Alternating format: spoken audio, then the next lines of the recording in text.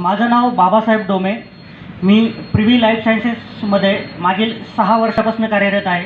मी actually privy life सायन्सेसमध्ये जे काही product आता तुम्ही समोर बघताय त्याच्या फील्ड ट्रायल्स ज्या होतात त्या फील्ड ट्रायल्स कंडक्ट करण्याचं काम आम्ही करतो. ॲक्च्युली कंपनीबद्दल जर सांगायचं म्हटलं तर सरांनी मगाशी सांगितलं, कंपनीचे 3 मुख्य उद्दिष्ट आहे. ते उद्दिष्ट म्हणजे कमीत कमी खर्च, जास्तीत जास्त उत्पादन आणि तेही रेसिड्यू फ्री, म्हणजे कुठलेही विषारी अंश पिकामध्ये न ठेवता तयार केलेले उत्पादन. ॲक्च्युली ही जी कंपनी आहे तर ही एक न्यूट्रिशन बेस्ड कंपनी आहे. त्याचबरोबर आता ही कंपनी तुमच्या साक्षीने आणखी एक पाऊल पुढे जाऊन बायोपेस्टिसाईडमध्ये एक प्रॉडक्ट आज लॉन्च करणार आहे. म्हणजेच कृषी क्षेत्रातील बऱ्यापैकी सगळे उत्पादन आज ह्या कंपनीकडे उपलब्ध आहे. त्यातीलच न्यूट्रिशनमधले काही जे प्रॉडक्ट आमचे ऑलरेडी मार्केटमध्ये आहे त्याबद्दल मी थोडीशी माहिती तुम्हाला सांगणार आहे. आपल्या पिकामध्ये काय प्रॉब्लेम्स आहेत आणि त्याच्यावरती प्रिव्ही काय सोल्युशन देऊ शकते. नेक्स्ट, आता सध्या जर बघितलं तर आपण फक्त एकाच गोष्टीच्या मागे लागलेलो आहे आणि ते म्हणजे उत्पादन वाढ. बरोबर आहे. आपल्याला काय करायचं आहे की उत्पादन जे आहे ते आपलं वाढवायचं आहे. म्हणजेच 100 टन, 125 टन, 150 टन, 200 टनापर्यंत आपल्याला उत्पादन वाढवायचं आहे. परंतु होतं काय की उत्पादन तर आपल्याला वाढवायचंच आहे, कुठलंही पीक असो. परंतु महत्त्वाचं आहे की आपल्याला उत्पादनासोबत उत्पन्नही आपल्या हातामध्ये जास्त मिळालं पाहिजे, पैसा पण आपल्याला तेवढा मिळाला पाहिजे. होतं काय की आपलं उत्पादन वाढतं आहे परंतु आपल्या हातामध्ये पैसा येत नाही. का? कारण आपला उत्पादन खर्च वाढलेला आहे. आपल्याला सांगितलं जातं की उसाला बेसल डोसमध्ये 2 पोतं युरिया, 2 पोतं DAP, एखादं सुपर फॉस्फेट किंवा पोटॅश असा डोस टाकायचा आहे. मोठ्या बांधणीला, छोट्या बांधणीला हा डोस टाकायचा, आपण टाकतो त्या पद्धतीनं. परंतु हा जो डोस आपण टाकतोय तर हा पिकाला कितपत लागू होतोय हे मात्र आपण आत्तापर्यंत चेक केलेलं नाही. तर हे कसं करता येईल? आताच पाठीमागं निसर्गाने जो आपल्यावरती कोप केला, कोल्हापूर, सांगली ह्या एरियामध्ये बऱ्यापैकी पावसाचा जो फटका बसला, जो महापूर आला, त्या महापुरामध्ये बऱ्यापैकी आपली जी सॉईल आहे, माती जी आहे तर ही वाहून गेलेली, जी सुपीक माती होती ती बऱ्यापैकी वाहून गेलेली. म्हणजेच कुठंतरी त्याचा फटका आपल्याला पुढं बसणार आहे. बरोबर. आणि ती पोकळी आपल्याला भरून काढणं आज गरजेचं आहे. होतं काय की आज दिवसभर जे आम्ही आपल्या एरियातले बरेचसे ऊसाचे, त्यानंतर पालेभाजीचे प्लॉट बघितले. परंतु जी इमेज आज महाराष्ट्रामध्ये कोल्हापूरची आहे की कोल्हापूरचा ऊस म्हणजे एकदम मनगटासारखा दांडा, अशी एक इमेज आहे. परंतु आज जे प्लॉट आम्ही बघितले तर ती जी काही इमेज आहे तसं काही वाटत नाही आहे. का? कारण जो काही निसर्गाचा कोप आपल्यावरती झालेला आहे निश्चितच ते त्याच्या मागचं कारण आहे. तर ही पोकळी आपल्याला भरून काढायची. तर यासाठी सगळ्यात महत्त्वाचं आपल्याला आपली जमीन जी आहे तर ती सुपीक करणं गरजेचं आहे. जोपर्यंत आपली जमीन पूर्वासारखं होत नाही तोपर्यंत आपल्याला तो जो काही मनगटासारखा दांडा जो ऊसाचा बनतो तो बनणार नाही आहे. तर मग सुपीक जमीन म्हणजे काय की ह्या ठिकाणी जर बघितलं तर तुम्ही काहीही टाका, तुम्ही त्या जमिनीमध्ये काहीही टाका, ते उगून येतं. त्याला म्हणतात सुपीक जमीन, एकदम सोप्या भाषेमध्ये. आज होतं आहे काय की आपल्याला हे जे काही जर्मिनेशन आहे किंवा हे जे काही आपलं आत्ता सध्या ऊस आपण करतो तर त्या ऊसाला प्रत्येक स्टेजला आपल्याला झटावं लागते, अगदी उगवणीपासून तर काढणीपर्यंत. बरोबर आहे. तर यासाठी सगळ्यात महत्त्वाचं आहे की आपल्या जमिनीची सुपीकता काय आपल्याला टिकवायची. याच्यामध्ये काय की आता जो काही पूर आला तो एक फॅक्टर आहेच. त्याचबरोबर आणखी काही अशा गोष्टी आपल्या हातातून घडत आहेत की त्यामुळे आपल्या जमिनीची सुपीकता ढासळत चाललेली आहे. त्यामध्ये प्रामुख्याने तणनाशकाचा उपयोग, रासायनिक खताचा अति उपयोग, त्याचबरोबर बऱ्यापैकी आता ह्या एरियामध्ये पाचट कुट्टी करतात लोक. परंतु आणखी काही ठिकाणी हे असं चित्र दिसतंय आपल्याला, पाचट आपण काय करतोय, जाळून टाकतोय. बरोबर. ते याच्यामुळे पण बऱ्यापैकी जमिनीची जी सुपीकता आहे, जमिनीमध्ये जे काही जीवाणू आहे त्यांची संख्या कमी झालेली आहे. त्याचबरोबर मोठे मोठे अवजारं आपण वापरतोय त्याच्याही प्रेशरने आपल्या जमिनीमध्ये एक कडकपणा आलेला आहे. त्याचबरोबर मगाशी आपण ज्याच्यापासून सुरुवात केली, पूर हा एक मोठा फॅक्टर तर आहेच. याच्यामुळं काय झालं की जमीन कडक बनलेली आहे.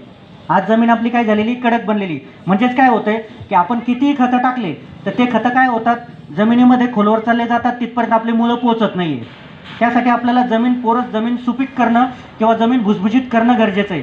यासाठी प्रिव्हीकडे एक सोल्युशन आहे आणि ते सोल्युशन म्हणजे जिओक्झॉल. ॲक्च्युली हे जे जिओक्झॉल आहे तर हे लिक्विड आणि ग्रॅन्युल म्हणजे दाणेदार अशा 2 स्वरूपामध्ये आहे.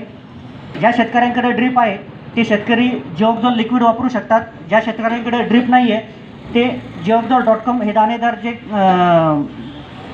नैसर्गिक उत्पादन आहे तर हे वापरू शकतात.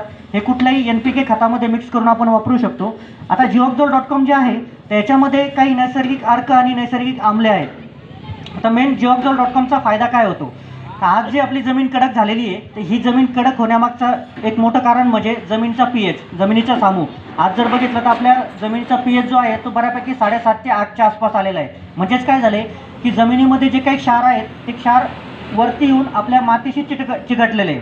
आणि मातीशी ज्यावेळेस ते क्षार चिकटतात तर त्यावेळेस ते काय करतात की कण एकमेकाला जोडून ठेवतात. परिणामी आपली जमीन जी आहे तर ती कडक बनलेली आहे. तर हे Jioxal काय करतं की हे जे क्षार आपल्या मातीभोवती चिकटलेले हे क्षार फोडण्याचं काम करतं. आणि परिणामी काय होतं, ज्यावेळेस आपण पाणी देतो त्या पाण्याबरोबर ते क्षार जमिनीमध्ये खोलवर चालले जातात. म्हणजेच काय होतं की आपली जमीन जी आहे तर ती भुसभुशीत होते.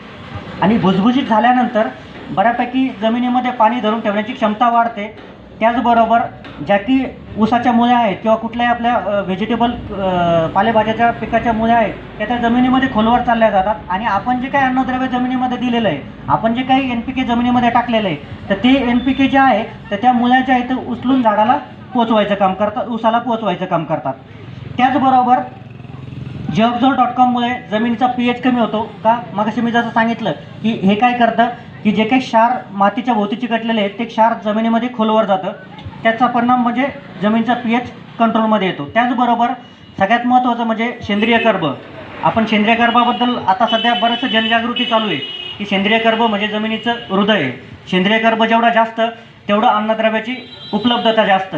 तर Jioxal.com वापरल्याने सेंद्रिय कर्बाच्या मध्ये पण एक वाढ होते, सेंद्रिय कर्ब वाढवला जातो. आज जर बघितलं तर आपल्याला कमीत कमी 1% सेंद्रिय कर्ब जर आपल्या जमिनीमध्ये असेल तर आपल्याला बऱ्यापैकी 50% वरतून NPK किंवा अन्नद्रव्य टाकण्याची गरज भासत नाही.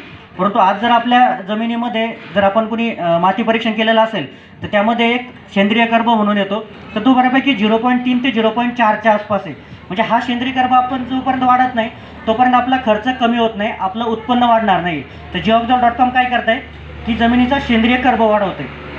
तर बऱ्यापैकी ह्या अशा पद्धतीनं जर बघितलं तर ज्या ठिकाणी आपली जमीन कडक आहे त्या ठिकाणी मुळांची वाढ होत नाही आहे. मुळांची वाढ न झाल्यामुळे जमिनीमध्ये जे काही अन्नद्रव्य पडलेलं आहे तर ते अन्नद्रव्य मुलांना उचलता येत नाही, तिथपर्यंत मुळं पोचत नाही आहे. परिणामी काय होते की ऊसाची वाढ होत नाही, कुठल्याही पिकाची वाढ होत नाही. जर सपोज आपण Jioxal वापरलं तर ही जी काही कडक जमीन झालेली आहे तर ही सुपीक होते, पोरस होते, भुसभुशीत होते. परिणामी आपली मुळांची डेव्हलपमेंट चांगली होते. आणि जे काही अन्नद्रव्य जमिनीमध्ये पडलेलं आहे ते अन्नद्रव्य मुलांना उपलब्ध होतं. परिणामी झाडाची ऊसाची वाढ चांगल्या प्रमाणामध्ये होते. त्याच पद्धतीनं मी मगाशी जे सांगितलं की Jioxal वापरल्याने जमिनीमध्ये पाणी धरून ठेवण्याची क्षमता वाढते. म्हणजेच काय होतं की आता उन्हाळ्याचे दिवस आहे समोर, उन्हाळ्याच्या दिवसामध्ये बऱ्याच ठिकाणी काय होते की पाण्याची कमतरता भासते. तर त्या ठिकाणी आपल्याला सारखं पाणी देणं पॉसिबल होत नाही, शक्य होत नाही. अशा पद्धतीने अशा ठिकाणी जर आपण Jioxal वापरलेलं असेल तर जे काही पाणी जमिनीमध्ये खोलवर गेलेलं आहे आणि आपली मुळं जी आहे तर ती जमिनीमध्ये खोलवर पांगलेली आहे तर ती जी मुळं आहे तर जमिनीमध्ये खोलवर गेलेलं पाणी उचलून अशा परिस्थितीमध्ये ऊसाला किंवा आपल्या पिकाला देऊ शकतात. म्हणजेच अगदी कमी पाण्यामध्ये पण आपला ऊस किंवा आपलं पीक जे आहे तर ते आपण हिरवं ठेवू शकतो. नेक्स्ट. त्याचबरोबर मी सेंद्रिय कर्बाबद्दल बोलत होतो. सेंद्रिय कर्बामध्ये जवळपास 70% ह्युमस असतो. आणि हे ह्युमस म्हणजे जे जीवाणू जमिनीमध्ये आहे त्या जीवाणूंचं खाद्य. जोपर्यंत जीवाणू आपल्या जमिनीमध्ये त्यांची संख्या वाढत नाही तोपर्यंत आपण जे काही NPK दिलेलं आहे, आपण जे काही खतं दिलेले आहे तर ते पिकाला उपलब्ध होत नाही. उदाहरण द्यायचं म्हटलं तर आपण जे काही युरिया टाकतो ह्या युरियामध्ये ही जी काही युरिया आहे तर ही नायट्रोजन फॉर्ममध्ये असते. तर डायरेक्टली नायट्रोजन फॉर्ममधली युरिया झाड उचलत नाही. जोपर्यंत काही बॅक्टेरिया त्याच्यावरती काम करत नाही तोपर्यंत त्या बॅक्टेरिया जोपर्यंत काम करत नाही त्याचं रूपांतर नायट्रेटमध्ये करत नाही तोपर्यंत जे मूळ आहे तर ते युरिया घेऊ शकत नाही. अशाच पद्धतीनं आणखी एक उदाहरण द्यायचं म्हटलं तर आपण जे काही तांदूळ किंवा आपण जे काही गहू खातो आपण डायरेक्टली गहू चावून खात नाही. ते काय करतो, दळून आणतो, त्यानंतर कणिक मळतो, ती पोळी बनवतो आणि मग खातो. अशा पद्धतीनं आपण जे काही NPK देतो सेम ते त्या पद्धतीनं पिकाला लागू होतं. जोपर्यंत त्या जमिनीतल्या जीवाणू त्याच्यावरती काम करत नाही तोपर्यंत ते अन्नद्रव्य त्या पिकाला उपलब्ध होत नाही.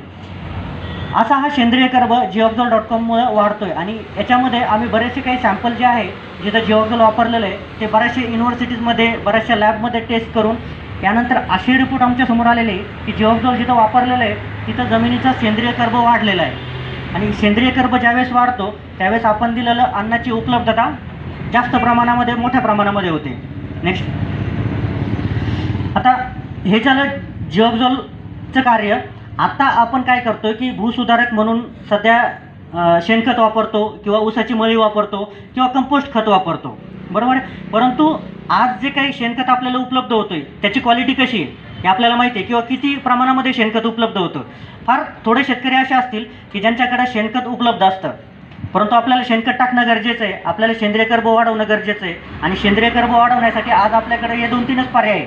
तर ह्या पर्यायांना एक jivaxol.com आणखी एक पर्याय म्हणून उपलब्ध झालेलं आहे. ते कसं, तर jivaxol.comमुळं तुम्हाला तेच बेनिफिट मिळणार आहे जे की तुम्ही शेणखत वापरून मिळत आहेत. म्हणजेच तुम्हाला सेंद्रिय कर्ब वाढवला जातो आहे, जमिनीची पोत सुधारतं, जमिनीचं आरोग्य सुधारतं. आता जर बघितलं तर शेणखत किंवा गांडूळ खत किंवा ऊसाची मळी याच्यामध्ये आणि जिओक्झोलमध्ये काय फरक आहे. तर जिओक्झोल हे तुम्हाला फार कमी प्रमाणामध्ये लागतं. याचं जर प्रमाण बघितलं तर अगदी 12 ते 12.5 किलो पर हेक्टर याचं प्रमाण आहे. म्हणजे साधारणतः एक 8 ते 10 kg पर एकर याचा डोस आहे. म्हणजे हे फार कमी प्रमाणामध्ये लागतं. जसं की लेंडी खत जर बघितलं आपण तर लेंडी खताचे रिझल्ट सगळ्यात चांगले दिसतात आपल्याला. का, कारण लेंडी खत जर आपण पाण्यामध्ये टाकलं तर ते एकाच वेळेस विरघळत नाही, त्याचे लेयर वेगवेगळे होतात, त्याचे थर वेगवेगळे होतात. परिणामी काय होतं की लेंडी खताचे रिझल्ट आपल्याला चांगले आणि जास्त दिवस टिकतात. jivaxol.com पण तीच प्रॉपर्टी आहे.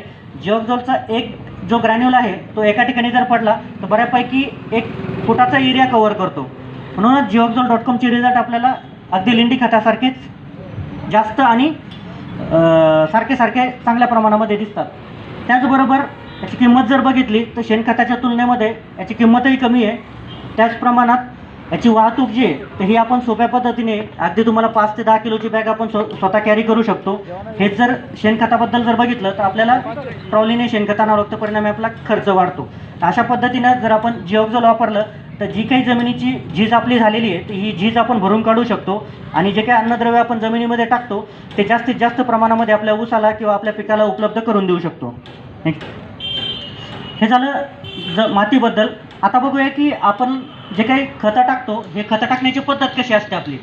ॲक्च्युली टाकण्याची पद्धत अशी आहे की पारीने ऊसाभोवती खड्डा घेऊन मग तिथं खत टाकणे. परंतु आज लेबरचा किंवा बोलणं सोपं आहे परंतु ते अंमलबजावणी करणं अवघड आहे. त्या पद्धतीने आपण नाही करू शकत, ती परिस्थिती आज नाही आहे.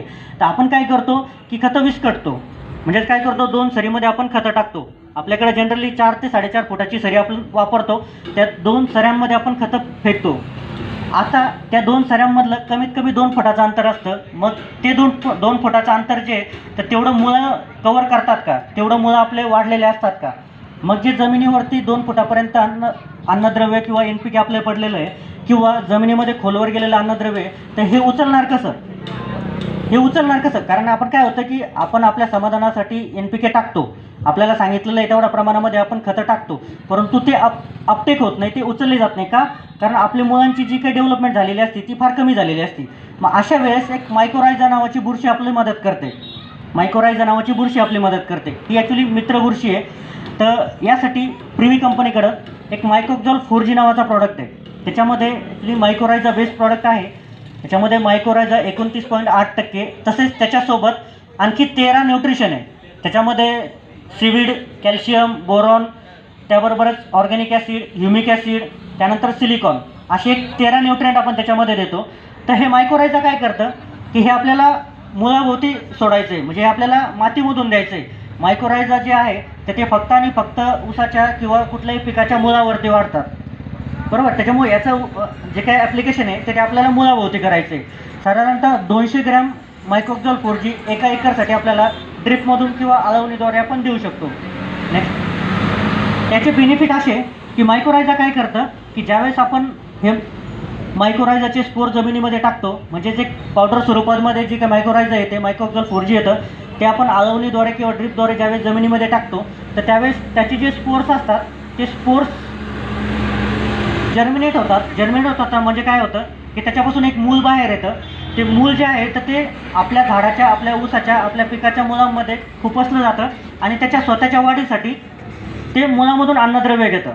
मुळामधून अन्नद्रव्य घेतल्यानंतर ते काय करतं, त्याचे स्वतःचे असंख्य मुळं जे तर जमिनीमध्ये पांगवतं खोलवर. आणि ही जी मुळं असतात ही आपल्या केसाच्या साईजपेक्षाही छोटी मुळं असतात. म्हणजेच काय होतं की ते जी मुळं आहेत जमिनीमध्ये खोलवर चालले जातात, जिथं आपली रेग्युलर ऊसाची मुळं